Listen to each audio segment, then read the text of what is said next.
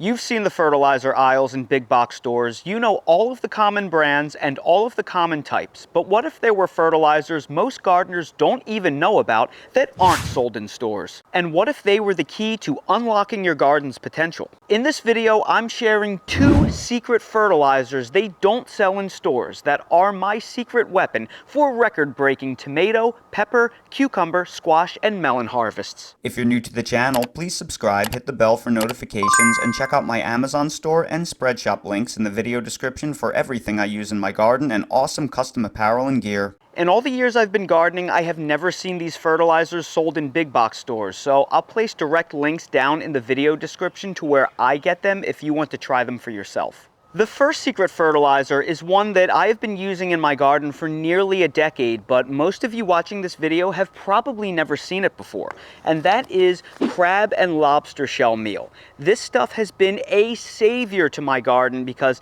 it has helped me manage one of the worst pathogens in my soil that plagues tens of millions of gardeners all around the world. While crab and lobster shell meal does contain NPK, this particular product right here is a 530 NPK, its greatest benefit by far is as a soil amendment and conditioner because mostly of a nutrient called chitin.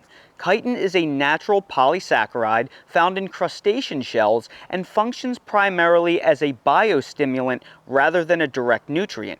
It promotes beneficial microbial activity while enhancing plant resilience. When incorporated into the soil, the chitin slowly breaks down, and as it does, it releases chitinase enzymes that create a suppressive environment for all types of soil-borne pests.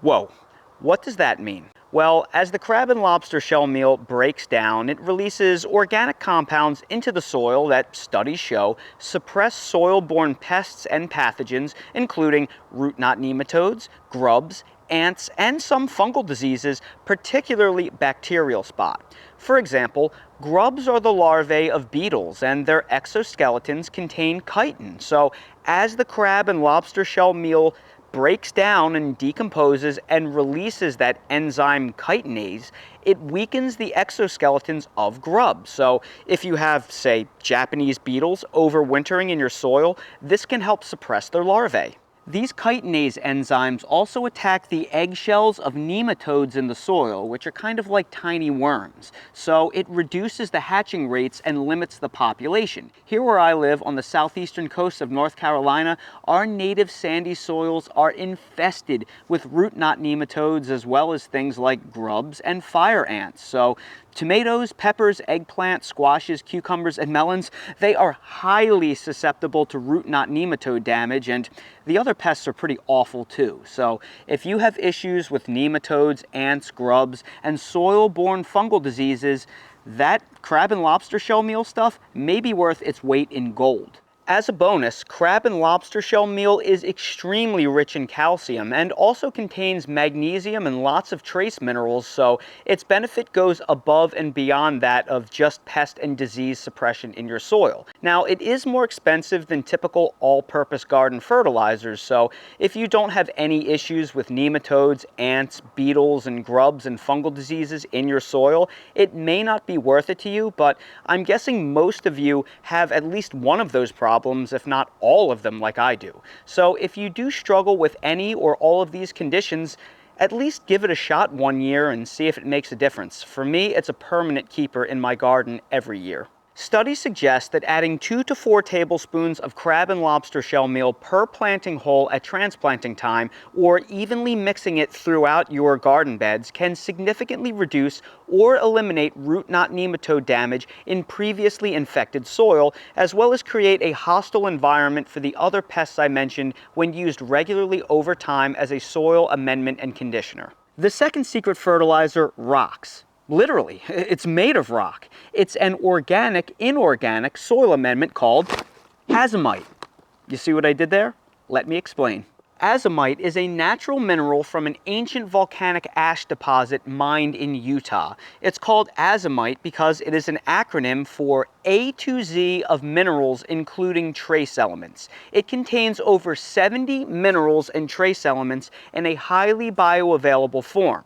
Now, because azomite is the product of a volcanic ash deposit and not biological activity, it is an inorganic material, scientifically speaking, but in practice, it's also OMRI listed for use in certified organic gardening. So it is a certified organic, inorganic soil amendment.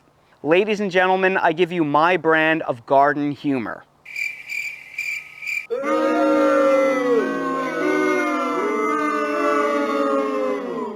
Azomite contains a broad spectrum of micronutrients and trace elements, including iron, zinc, boron, manganese, silicon, sulfur, and many other rare earth elements. It isn't really a fertilizer since it doesn't contain significant NPK. Rather, it primarily works as a soil remineralizer for soils that have been depleted by intensive gardening or farming. It has a very low salt index, so it won't burn your plants, and this makes it incredibly valuable for dry climates and gardening indoors or undercover, like in high tunnels and greenhouses, where salts can accumulate from fertilizers in soils over time due to a lack of rainfall. Greenhouse trials have shown azomite amendments could increase total yields by as much as 79% with larger average fruit weight, higher chlorophyll levels, and superior nutritional profiles. Azomite has been micronized into a powder with a flour-like consistency, giving you amazing application advantages. You can mix it directly into your soil. You can put it inside a planting hole at transplanting time. You can mix it in a watering can, or you could even pass it through an irrigation system to fertigate via drip line or drip tape. 90% of azomite's particles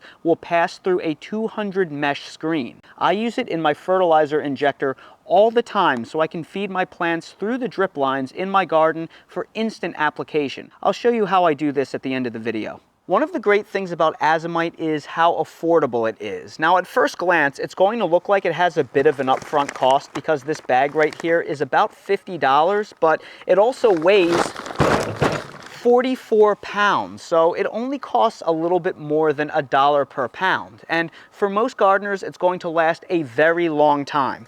I bought this bag back in April 2021, and it's now April 2026. So it's 5 years old, and there's still about a third of the bag left. Also, because it's basically just rock dust, it has an indefinite shelf life as long as you store it in a dry place where it's not going to get wet. So for most gardeners, you'll only buy this bag once and you will have plenty of azomite for many years to come. Now I'm going to show you how I use these two soil amendments in my garden, but I'm going to show you how I actually use them in real life. When I make these YouTube videos, I show you a step-by-step guide where I tend to add each soil amendment into a planting hole one at a time. So for example, if I were transplanting a tomato and I was using organic fertilizer, bone meal, azomite, and crab and lobster shell meal, I would show you the addition of all four one at a time for clarity's sake. However, that's not how I actually do things off camera.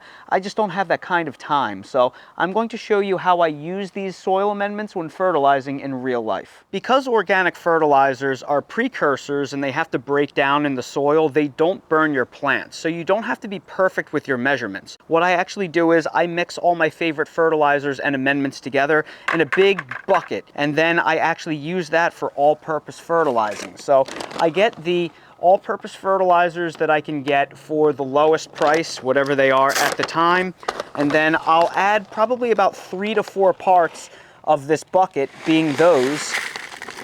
So we use the rest of that garden tone, and then here's another all-purpose fertilizer right here. Again, it's about 3 or 4 parts of that. Then to the all-purpose fertilizers, I'll add 1 to 2 parts of bone meal in, which I absolutely love this stuff. You see me use this on all of my videos for the most part. So that's 1 or 2 parts of bone meal. Then I will add a part of the crab and lobster shell meal. I would love to add more, but it's a little bit expensive. So I kind of put in the minimum. If this stuff was cheaper, I would use it a whole lot more liberally. And then I'm going to add a big old part of azomite right here. So basically what I'm using is lots of all-purpose fertilizer, bone meal, crab and lobster shell meal, and azomite. Then I put on one of these paint bucket lids. I make sure it's nice and tight. and then I just shake it around to mix. And I use this as all-purpose fertilizing in all of my transplanting holes. And this is what it looks like when all the fertilizers have been mixed together. I'm telling you right now, this stuff right here is magic for your plants and for your soil. So when transplanting this beautiful pepperoncini pepper plant right here, we're going to take 2 tablespoons of the fertilizer blend we just made, and we're going to place that in a circle around the planting hole. We are going to take our pepper plant and set that in the planting hole, and we're going to take another tablespoon and put that on top of the pepper plant. Then once that is placed, we are simply going to backfill our pepper, just like so.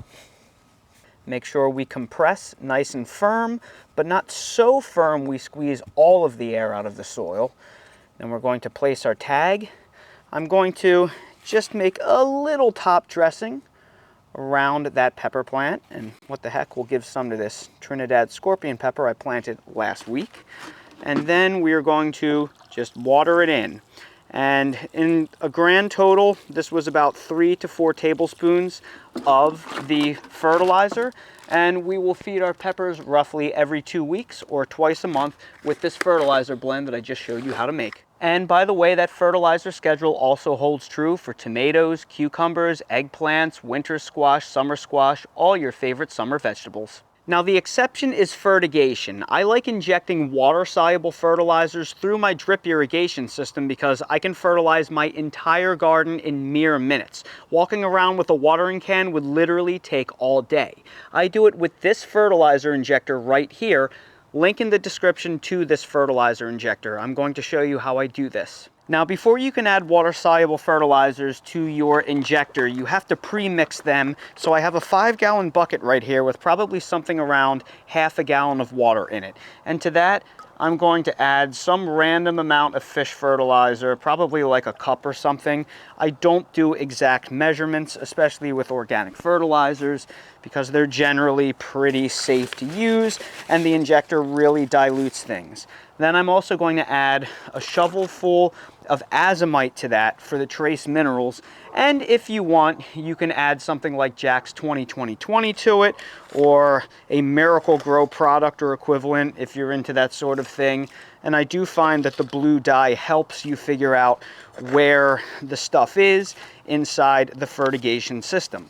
Then you're going to stir this really, really well to combine and make sure that everything is completely dissolved, almost like you're making a roux for a super stew.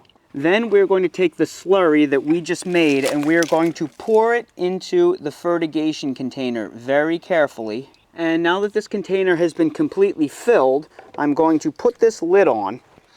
And what's going to happen is I'm going to turn on my drip irrigation, and it is going to force water through this black hose right here.